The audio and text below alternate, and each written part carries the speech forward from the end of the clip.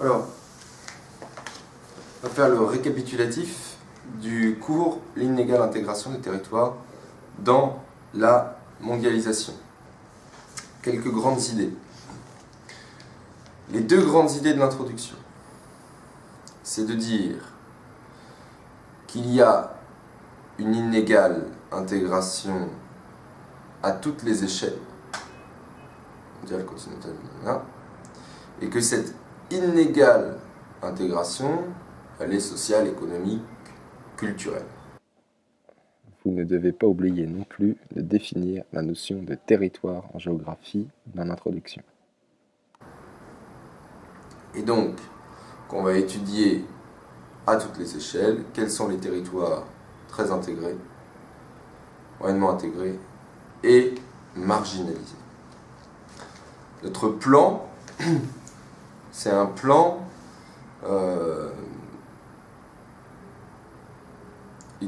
qui est thématique, avec dans une première partie les territoires moteurs traditionnels, anciens, de la mondialisation, et moteurs parce que ce sont ceux qui initient le processus de mondialisation. La deuxième partie, c'est parler des territoires qui sont moteurs depuis la mondialisation multipolaire des années 70, avec une partie d'entre eux qui sont intégrés, mais en fait intégrés dominés, ce sont des périphéries intégrées. Alors, donc ils ne sont pas moteurs traditionnels parce qu'ils n'initient pas le processus, simplement comme ils sont complètement intégrés au processus, si vous voulez, eh bien ils sont quand même, on peut les appeler d'intégrés, mais comme ils ne sont pas à l'initiative, on parle de périphéries. Ce ne sont pas des centres de la mondialisation, ce sont des périphéries. Et puis la troisième partie, bien, c'est tous les territoires et toutes les sociétés aussi, qui ne sont absolument pas intégrés à cette mondialisation. Alors ensuite, première partie, donc les territoires moteurs traditionnels, on fait un plan par échelle. Plan par échelle, avec grand 1, à l'échelle mondiale, eh bien, on va trouver les pays de la triade. La notion de triade, il faut la resituer, économiste japonais Omae 1985. Elle ne fonctionne plus aujourd'hui, parce qu'à l'époque, elle intégrait uniquement le Japon, alors qu'aujourd'hui, il faudrait rajouter la République populaire de Chine, la Corée du Nord, la Corée du Sud, pardon, et Taïwan. Alors pourquoi cette triade, elle est motrice de la mondialisation? Parce qu'elle concentre toutes les fonctions de commandement. Les pays du G8 sont des pays de la triade. Elle concentre les fonctions de recherche, principales universités. Elle concentre les fonctions économiques, les plus grandes économies sont là-bas. Elle concentre même aussi les fonctions culturelles. Donc elle a vraiment un rôle moteur dans la mondialisation, d'initiative du processus de mondialisation. Pensez à l'American Way of Life. Cependant, à l'intérieur de la triade, il faut distinguer les différents espaces. Donc ça, c'est l'échelle régionale. Et donc vous distinguerez les trois grands espaces de la triade. L'Europe. Qu'est-ce qui fait la force de l'Europe? C'est quand même son Union européenne qui permet une intensification des échanges à l'intérieur même de l'Europe. Ensuite, la puissance du Nord. Et qu'est-ce qui fait la puissance du Nord? C'est le rôle central des États-Unis, mais c'est aussi l'ALENA. Et puis, l'Asie de l'Est. Et qu'est-ce qui fait la puissance de cette Asie de l'Est? C'est la Chine et le Japon, et la rivalité entre les deux. Et là, vous pourriez développer votre cours sur Chine-Japon. Ensuite, on passe à l'échelle locale, et finalement à l'échelle plus locale, quels sont les territoires moteurs, organisateurs du processus de la mondialisation? Ce sont les métropoles. Il faut redéfinir ce que sont les métropoles, et il faut expliquer qu'elles jouent un rôle organisateur. Alors, ces métropoles, elles fonctionnent en réseau, dans ce qu'on appelle l'archipel métropolitain mondial de la géographe Saskia Sassen, qui montre que 80-90% des échanges financiers sont réalisés entre les villes mondiales. Donc elles sont très interconnectées entre elles, et c'est dans ces métropoles qu'on a toutes les fonctions de commandement. Cependant, si elles sont très interconnectées entre elles, ces métropoles, elles sont hiérarchisées. On a différentes catégories de métropoles. On a les villes-mondes, villes globales, les 4, New York, Paris, Londres, Tokyo. On a les villes mondiales, les grandes métropoles mondiales qui jouent un rôle majeur sur leur territoire à l'échelle continentale, Washington, Los Angeles, Shanghai, Francfort. Et puis on a des métropoles secondaires qui vont jouer un rôle dans un État, mais qui sont moins reliées au réseau métropolitain mondial. Ça va être le cas de Bangkok. Bangkok, non, c'est une ville mondiale. Mais ça va être le cas de Mumbai, par exemple. Et ensuite, là, vous pourriez développer l'exemple précis de New York, en montrant pourquoi New York peut être considérée comme une ville globale motrice de la mondialisation. Il faudrait expliquer la concentration de toutes les fonctions importante de la métropolisation économique, culturelle, politique et la localisation de ces fonctions. Pensez bien aussi que ces métropoles, elles sont importantes par leurs infrastructures de transport. Et là, vous pouvez aussi vous appuyer sur New York pour montrer la forte densité d'infrastructures de transport à l'échelle internationale. Voilà la première partie, les espaces moteurs traditionnels. Donc, ils sont moteurs depuis la deuxième moitié du XXe siècle.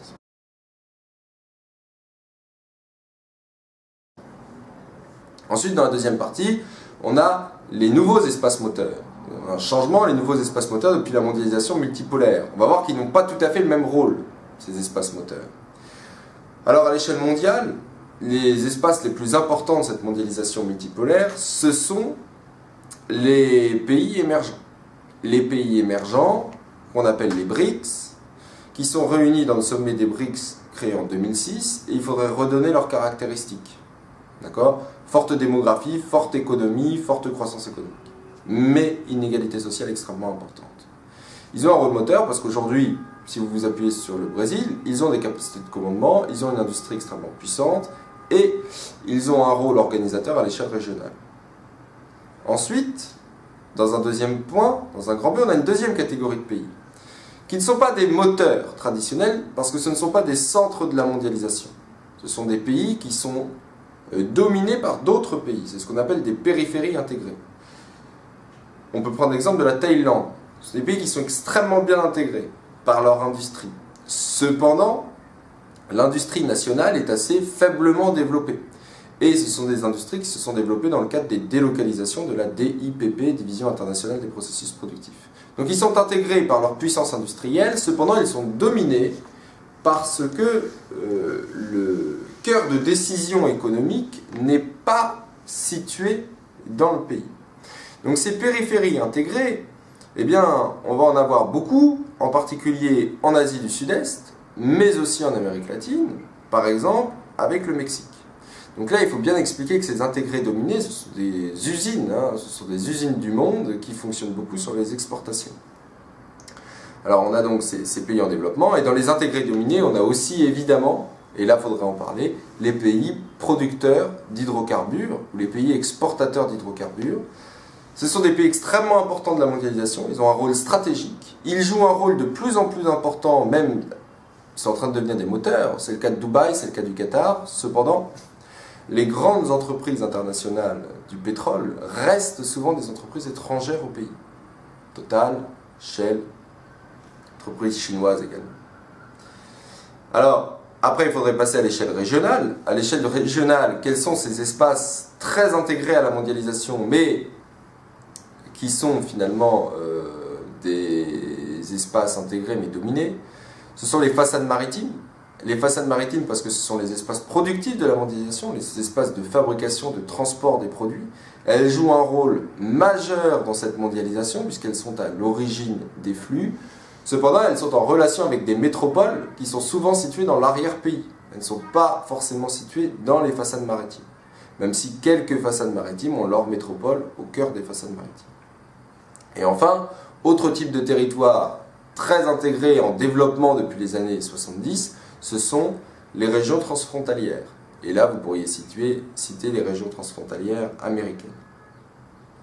Et enfin, à l'échelle locale, il faut montrer aussi que la mondialisation est devenue beaucoup plus multipolaire, avec des métropoles qui se sont déconcentrées, qui se sont étalées dans l'espace, en prenant de plus en plus d'importance, et qui se sont aussi multipolarisées, avec la création de villes nouvelles. Et vous pourriez repartir de l'exemple de New York, avec le développement des Edge Cities, en périphérie de New York, à l'image de Jersey City, ou de Newark, qui concentrent des fonctions de plus en plus importantes, dans les domaines économiques en particulier. Donc, la deuxième partie, elle vise à montrer que depuis les années 70, on a une multipolarisation de la mondialisation, avec l'apparition de nouveaux centres, mais aussi avec le développement de périphéries intégrées. Et enfin, la troisième partie, c'est expliquer que la mondialisation, elle laisse des territoires et des sociétés exclus.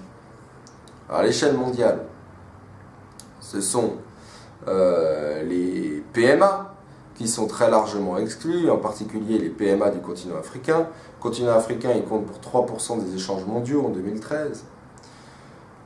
Revenir sur les raisons d'exclusion, des raisons géographiques, des raisons politiques, des raisons économiques aussi, en prenant différents exemples. Cependant, dire dans un petit 3, une troisième partie, que ces pays sont intégrés à une mondialisation informelle. On l'avait vu, les grandes puissances utilisent ces pays comme des déchetteries illégales pour se débarrasser des produits sans avoir à les retraiter selon des normes environnementales. Dans ces pays, vous avez beaucoup de trafics qui se font justement parce que comme il y a peu de contrôle des États, et bien finalement les mafias ont plus de marge de manœuvre pour développer leur trafic, donc ils sont intégrés à une mondialisation, mais ils sont intégrés à une mondialisation informelle. Ensuite, à l'échelle régionale, on a aussi des territoires ou des sociétés qui sont diversement intégrées. C'est le cas en particulier dans les États-continents. La Chine, on l'a vu, vous pouvez poser la Chine littorale extrêmement intégrée et la Chine de l'intérieur moins intégrée. Parce que la Chine de l'intérieur, elle est exploitée, ses ressources sont exploitées pour la mondialisation, mais les sociétés sont souvent marginalisées de ce processus de mondialisation. Et on avait pris l'exemple d'une région chinoise qui était la région de Gansu.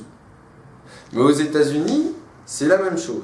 On a des territoires qui sont aujourd'hui marginalisés dans la mondialisation. C'est le cas en particulier des campagnes du Rust Belt, on avait vu à travers la petite ville de Keaton. Pourquoi marginalisation? Parce qu'il n'y a plus d'industrie. Il n'y a plus d'industrie, il n'y a plus d'emploi, il y a beaucoup de chômage. On a des sociétés qui sont intégrées, qui en connaissent les codes de cette mondialisation, cependant, où le chômage transforme les comportements avec une multiplication des comportements à risque. On avait parlé de la consommation d'héroïne en forte augmentation dans ces villages de la Rust Belt. Et enfin, à l'échelle locale, il faudrait aussi expliquer qu'on a de l'exclusion dans tous les territoires, en particulier dans les grandes métropoles, en prenant deux exemples. Mumbai, ce qu'on appelle les fractures socio-spatiales, le quartier très riche de BKC qui côtoie le bidonville plus grand d'Asie, extrêmement pauvre de Dharavi, très peu intégré, avec une population qui est marginalisée, souvent analphabétisée. Puis on avait pris aussi l'exemple de New York, même si, attention, les différences entre quartiers riches et quartiers pauvres sont moins importantes qu'à Mumbai, mais tout de même on a des quartiers pauvres qui sont là encore marginalisés. C'est le cas du Bronx. Cependant, dire, dans un dernier temps, que ces inégalités ne sont pas figées, que des territoires peuvent se développer. C'est le cas en particulier dans les métropoles, avec Brooklyn, qui est un territoire extrêmement populaire et finalement peu intégré à la mondialisation dans les années 50, et qui est aujourd'hui un territoire au cœur de la mondialisation. Donc en conclusion, il faut montrer que la mondialisation hiérarchise les territoires, elle les hiérarchise à toutes les échelles, et elle transforme les territoires. La mondialisation n'est pas un processus figé, et donc la hiérarchie des territoires peut être modifiée, comme le montre la multipolarisation de la mondialisation dans les années 70. Voilà pour ce cours Inégale intégration des territoires dans la mondialisation. C'est l'avant-dernier, il ne reste plus que les espaces maritimes.